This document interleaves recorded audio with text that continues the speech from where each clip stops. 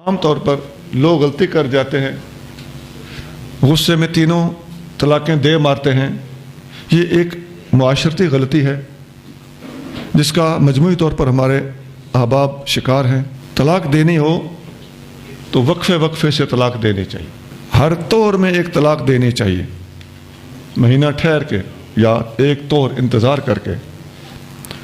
تو اس طرح تینوں طلاقیں بھی دے دیں گے وقفے وقفے سے تو وہ مناسب طریقہ ہوگا، لیکن اس سے بھی مناسب طریقہ اور آج کل کے حالات کے مطابق سوٹ کرتا ہوا طریقہ، اور ہمارے جو لکھنے والے کاتب ہوتے ہیں اور عرائض نویس ہوتے ہیں جن سے ہم جا کے اسٹامپ وغیرہ لکھواتے ہیں، وہ بھی زیادتی کی انتہا کر دیتے ہیں۔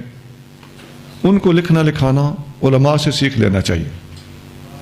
آپ کا اگر کوئی دوست ایسا کام کرتا ہو تو اس کو جا کے آپ سکھائیں، اسے سمجھائیں، حضور کی امت کا نقصان نہ کرے۔ مسئلہ ہمیں خود نہ آتا ہو تو اس کو کیا ہم سکھائیں گے؟ عام طور پہ لوگ یہ سمجھتے ہیں کہ ایک طلاق رجعی ہوتی ہے، اور دوسرے نمبر پہ یہ سمجھتے ہیں کہ دو طلاقیں بائن ہوتی ہیں، اور پھر یہ سمجھتے ہیں کہ 3 طلاقیں مغلظ ہوتی ہیں۔ یہ ذہنوں میں بیٹھی ہوئی ایک ترتیب ہے، اور میں نے بے شمار لوگوں کے ذہن اسی طرح کے دیکھیں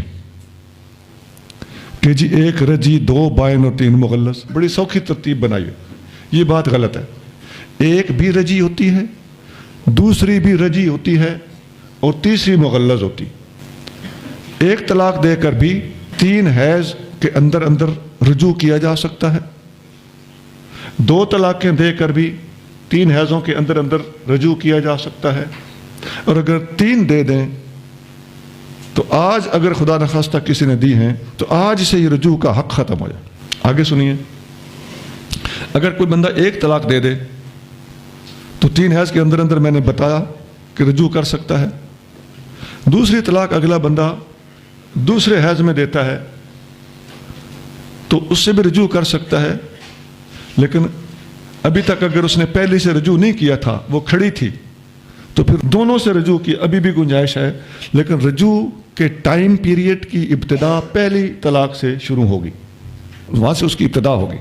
اچھا، اب اگر بندہ نے 1 طلاق دی، اس سے رجوع کر لیا، اب زندگی کے کسی اور موڑ پر 10 سال 20 سال کے بعد دوبارہ طلاق دیتا ہے، تو اب یہ طلاق اسی پہلی عدت کے اندر کے ساتھ اس کا کوئی رولا نہیں۔ زندگی کے کسی موڑ پر 50 سال بعد بھی دوسری طلاق دے گا تو وہ پہلی طلاق، وہ ایک اس کے پاس چانس تھا، وہ چانس کھڑا ہے، وہ اس نے اویل کر لیا ہے، وہ اس چانس کو حاصل کر چکا ہے۔ اب یہ طلاق دوسری طلاق شمار ہوگی اگرچہ وہ پہلی سے رجوع کر چکا ہو، کیونکہ چانس ٹوٹل 2 ہیں۔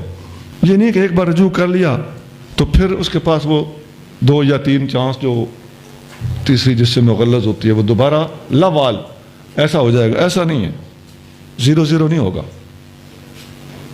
وہ کھڑی رہتی ہے۔ حتیٰ کہ کسی نے اگر 2 بھی دی ہیں، دونوں سے رجوع کر سکتا تھا اور رجوع اس نے کر بھی لیا، اب زندگی کے کسی موڑ پہ کسی نے 1 طلاق اور دے دی تو اب ٹوٹل 3 ہو جائیں۔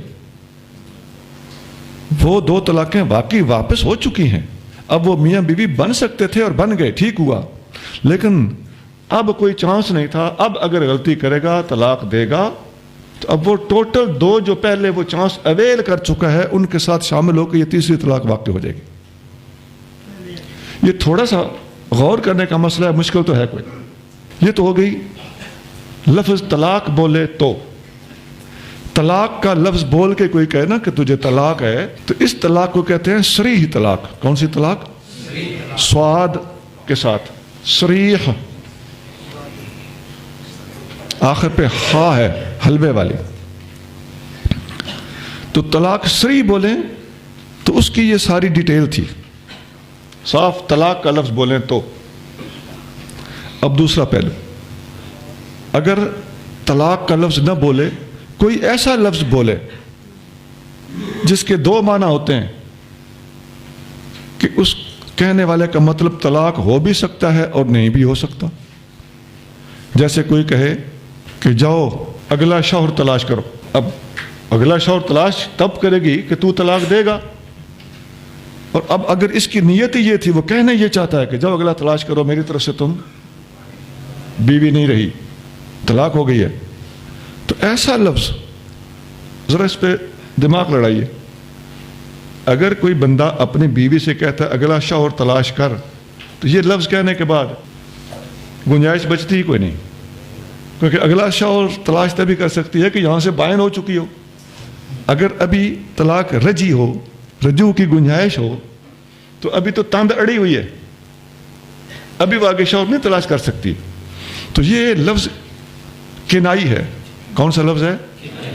تو صریح طلاق ہو اور طلاق کنایا ہو، تو ان میں یہ فرق ہوتا ہے کہ صریح طلاق دینے سے سیدھی سیدھی طلاق وج جاتی ہے، نیت ہو یا نہ ہو.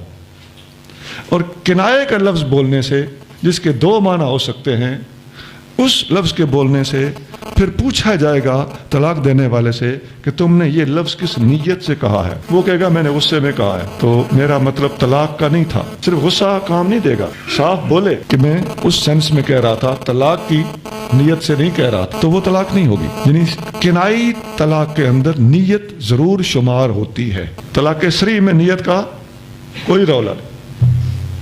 طلاق جب کنائی ہوگی تو وہ بائن ہوگی. وہ کون سی ہوگی؟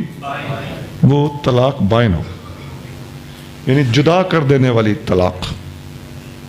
وہ جو ایک دی تھی صریح طلاق، صاف طلاق کا لفظ بول کے، وہ رجی تھی، دو بھی رجی تھی، وہ بھی بائن ہو جاتی ہے. کب؟